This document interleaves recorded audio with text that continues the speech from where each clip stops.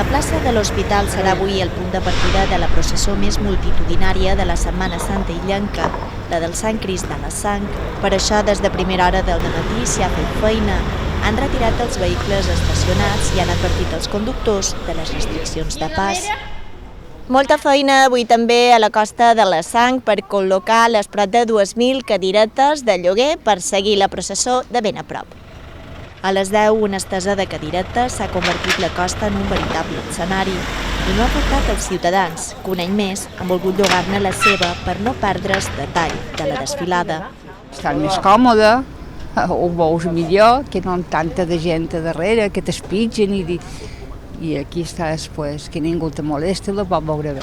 Ahora he venido a comprobar para luego esta tarde no tener que estar perdiendo tiempo porque esto se pone así, o te vienes 3 horas antes o como vengas a última hora es un poco más complicado. Yo he pagado hasta 6 euros, pero no 8, he comprado 3, pero el lujo también se tiene que pagar, no entiendo. Abans que el Sant Crist surti en processó, els fidels aprofiten per adorar la imatge que ahir es va davallar. Molts de ciutadans arribats de tots els racons de l'illa han vengut avui fins a l'església de l'Anunciació, carregats de ciris i de pregàries. Preparatius també per garantir-ne la retransmissió d'aquest esdeveniment.